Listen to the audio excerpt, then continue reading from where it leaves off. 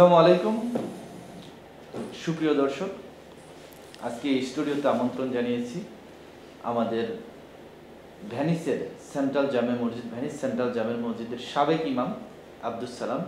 আসসালামু আলাইকুম।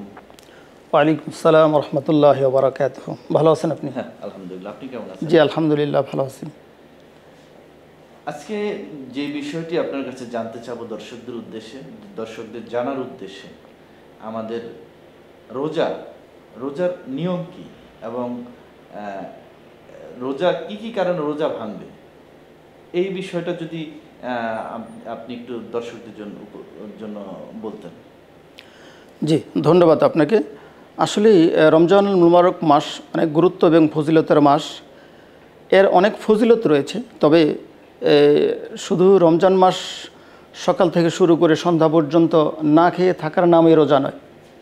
এর অনেকগুলি নিয়ম এবং কারণ রয়েছে, যেগুলি আদায় না করলে রোজাগুলি নষ্ট হয়ে যায়, রোজার হক নষ্ট হয়ে যায়, রোজার যে মূল ফজিলত সেখান থেকে বঞ্চিত হতে হয় আমাদেরকে।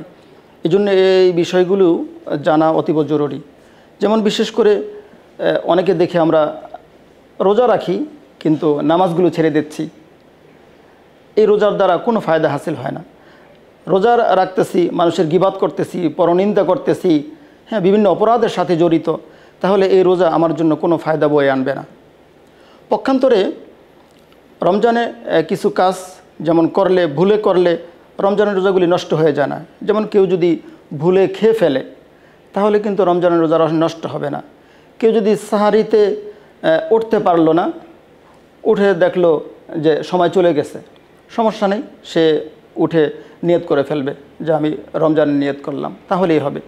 কারণ ফরজ রোজা রাখার জন্য সেহরি খাওয়া আবশ্যক নয়, তবে সেহরিকে অবহেলা করা যাবে না। সেহরির অনেক গুরুত্ব এবং ফায়দা রয়েছে, অনেক আলাদা সওয়াব রয়েছে। এজন্য রমজানের যেই ফজিলত আছে এগুলি হাসিল করার জন্য রমজানের সঠিক ব্যবহার করা, রমজানে রোজা রেখে বাড়তি কথা না বলা, গীবাত না করা, পরনিন্দা না করা, হ্যাঁ, এবং ভুলে কিছু খেয়ে ফেললেও সাথে সাথে মনে হওয়ার পরেই ওটাকে ছেড়ে দিয়ে আল্লাহর কাছে তওবা করে আবার রমজানে ফিরে আসা, তাহলে আল্লাহ সুবহানাহু ওয়া তাআলা কবুল করে নেবেন।